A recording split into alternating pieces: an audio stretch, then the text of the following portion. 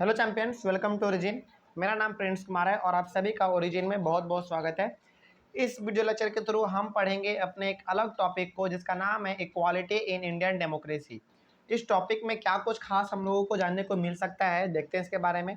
पहले टॉपिक को हम लोग समझ लेते हैं क्या है। देखिए, इक्वालिटी इन इंडियन डेमोक्रेसी मतलब ये कि हमारे इंडिया में यदि डेमोक्रेसी है, डेमोक्रेसी का मतलब क्या, यहाँ पे हर एक इंसान को हर एक प्रकार का छूट है। वो जो करना चाहे वो कर सकते हैं, अपने मन का मर्जी है वो, यानी कि अपने मन का मालिक है वो, है ना। तो यहाँ पे हर किसी को इक्वल राइट मिला हुआ है, तो वो जो करना चाहे वो अपने मन का यहाँ पे कर सकता है। ठीक है, तो यहाँ पे सवाल ये है कि किस प्रकार से इंडिया में यदि सब कोई इक्वल हैं तो क्या वाकई में यहाँ पे इक्वालिटी है? क्या यहाँ पे वाकई में यदि सब लोग बराबर हैं तो क्या वाकई में सभी लोग बराबर हैं? देखते हैं इसी के बारे में आज हम लोग, ठीक है ना। चलो, तो the Indian constitution recognizes every person as equal. अब सवाल हो सकता है आपके मन में कि ये इंडियन कॉन्स्टिट्यूशन क्या है। देखिए, इंडियन कॉन्स्टिट्यूशन हमारे इंडिया का एक ऐसा बुक, आप कह सकते हैं एक ऐसा बुक है जो कि हमें ये बताते हैं कि इंडिया में रहने वाले सभी लोग आपस में इक्वल है, आपस में इक्वल है। हाँ, वो अलग बात है कि कोई इंसान ज़्यादा मेहनत करके ज़्यादा अमीर बन गया, है ना, कोई गरीब ही रह गया, वो अलग चीज़ है, वो अपने मेहनत पे डिपेंड करता है। आप मेहनत करेंगे आप भी बन जाएंगे, है ना। तो मेहनत के दम पे कोई अमीर बन गया, कोई गरीब हो गया, तो इससे फ़र्क नहीं पड़ रहा है। फ़र्क इससे पड़ रहा है कि हर एक इंसान आपस में क्या है, इक्वल है। इक्वल मतलब ये हो गया कि हर किसी को इज्जत मिलना चाहिए, हर किसी का वोटिंग राइट बिल्कुल सेम होना चाहिए, है ना। हर कोई जहाँ जाना चाहे वहाँ जा सकता है, हर कोई जो कपड़ा पहनना चाहे वो कपड़ा पहन सकता है, कोई उसको रोकने टोकने वाला नहीं है। हर कोई जो लैंग्वेज बोलना चाहता है वो बोल सकता है ना। तो इंडियन कॉन्स्टिट्यूशन हमारा एक ऐसा बुक है जो कि हमें ये बताती है कि आप जो करना चाहें आप कर सकते हैं, हर एक इंसान इंडिया में आपस में इक्वल है, ठीक है ना। उसके बाद क्या है, this means that every individual in the country including male and female persons from all caste, religion, tribes, educational and economic backgrounds are recognized as equal.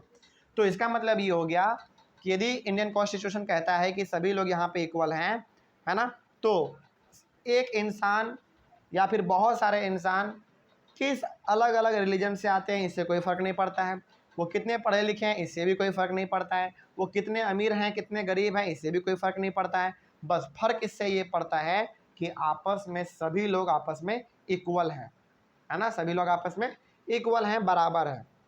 आगे बढ़ते हैं फिर।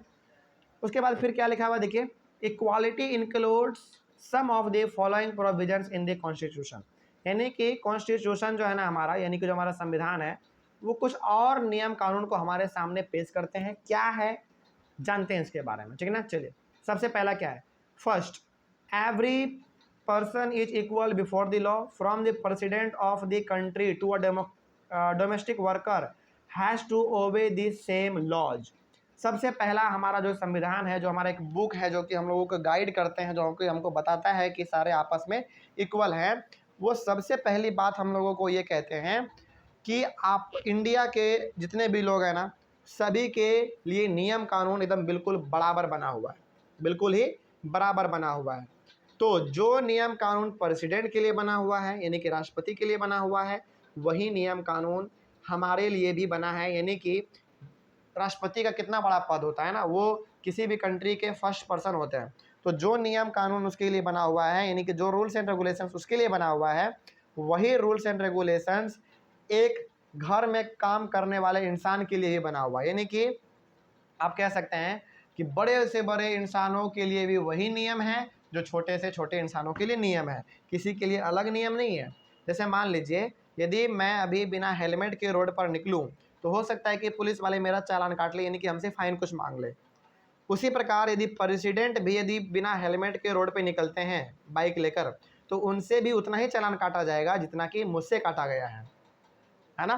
तो ये हो गया हमारा इक्वालिटी। तो हमारा जो संविधान है, जो हमारा कॉन्स्टिट्यूशन है, वो कहता है कि सभी के लिए नियम कानून क्या है, बराबर हैं, हर कोई इक्वल है, ठीक है। आगे बढ़ते हैं फिर, और सबके के लिए नियम कानून बिल्कुल सेम बना हुआ है। आगे देखते हैं क्या है, second, no person can be discriminated against on the basis of their religion, race, caste, place of birth और वेदर दे और मेल और फीमेल। इंडिया में और इंडिया का जो कॉन्स्टिट्यूशन है वो ये भी कहता है कि किसी भी इंसान के साथ भेदभाव नहीं हो सकता है। भेदभाव नहीं हो सकता, इसका मतलब ये हो गया कि होता है ना कि कोई इंसान बहुत पढ़ा लिखा है तो उसको हम लोग बहुत ज़्यादा बड़ा समझ लेते हैं, कोई इंसान बहुत ही छोटा होता है यानी कि पढ़ा लिखा नहीं होता तो हम लोग उसको अनपढ़ गवार समझ लेते हैं। तो इस प्रकार का नहीं चलेगा, हर कोई आपस में इक्वल है। ठीक है, कोई पढ़ लिख लिया, विद्वान बन गया, अच्छी बात है। कोई नहीं पढ़ पाया, मूर्ख रह गया, वो भी ठीक है ना। तो यहाँ पे आप भेदभाव नहीं कर सकते भाई तुम बड़े हो, तुम पढ़े लिखे हो तो तुम बहुत अच्छे हो, इस प्रकार का नहीं हो सकता यहाँ पे, और होता भी नहीं है। यदि मान लीजिए यदि आपके साथ ऐसा हो रहा है तो यदि आप पुलिस स्टेशन में जाके रिपोर्ट करेंगे, थाना में यदि आप शिकायत दर्ज करेंगे तो आपके बातों को सुना जाएगा और जो आपके साथ ऐसा कर रहा है उसके खिलाफ कार्रवाई भी हो सकती है। ये भी राइट हम लोगों को अपने संविधान देते हैं, यानी कि कॉन्स्टिट्यूशन हमको देता है, ठीक ना। चलिए, उसके बाद वही लिखा हुआ था कि on the basis of their religion, race, caste, यानी कि वो किस धर्म से आते हैं, किस कास्ट से आते हैं, उनका जन्म कहाँ पे हुआ है, मेल है या फीमेल है, इससे कोई फ़र्क नहीं पड़ता है, किसी के साथ कोई भी भेदभाव नहीं होगा, हर किसी को इक्वल राइट मिलेगा। आगे क्या है, थर्ड देखिए, every person has access to all public places including playgrounds, hotels, shops and markets. तो जो चीज़ हर किसी के लिए बना हुआ है, जैसे प्लेग्राउंड हो गया, होटल हो गया, शॉप्स हो गया, मार्केट हो गया, ये सारे क्या हैं आपस में यानी कि हर किसी के लिए बना हुआ है, तो हर कोई इंसान वहाँ पे जा सकता है। अब ऐसा नहीं है कि प्लेग्राउंड है यानी कि पार्क है, फील्ड है, तो वहाँ पे छोटे कास्ट के लोग नहीं जाएंगे, लड़कियाँ नहीं जाएंगी, ऐसा नहीं है, हर कोई जा सकता है, हर किसी के पास इक्वल राइट है ना। यानी कि आप जहाँ जाना चाहें आप वहाँ पे जा सकते हैं, आपको कोई भी रोकने टोकने वाला नहीं है। आप मार्केट जाना चाहते हैं मार्केट जा सकते हैं, आप होटल जाना चाहते हैं होटल जा सकते हैं, प्लेग्राउंड में खेलना चाहते हैं आप खेल सकते हैं, यानी कि आप वो हर फैसिलिटी यूज कर सकते हैं जो कि बड़े से बड़े इंसान यूज करते हैं और छोटे से छोटे इंसान यूज कर सकते हैं। तो हर कोई उसको यूज कर सकता है, हर कोई आपस में इक्वल है। आगे बढ़ते हैं, फिर क्या है, फोर्थ क्या है, अनटचेबिलिटी हैज़ बीन एबॉलिश्ड।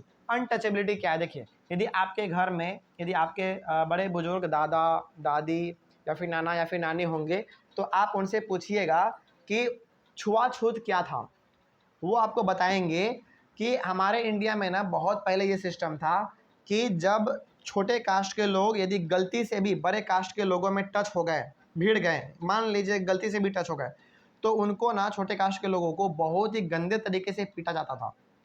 आप इस चीज़ को अपने घर में पूछिएगा, यदि आपके पास आपके साथ बड़े बुजुर्ग आपके यदि दादा दादी हैं, कोई नाना नानी यदि हैं कोई, तो आप उनसे पूछिएगा कि पहले छुआछूत का बीमारी क्या था। छुआछूत को ही हम लोग इंग्लिश में कहते हैं अनटचेबिलिटी, ठीक ना।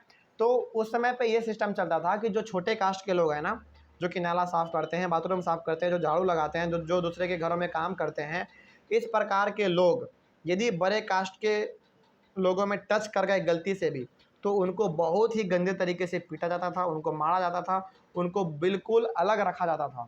आप इन चीज़ को पूछिएगा, आपको वो बताएंगे, है ना। इसी को कहा गया हमारा अनटचेबिलिटी, और ये चीज़ हमारे कॉन्स्टिट्यूशन में बिल्कुल ही गलत है।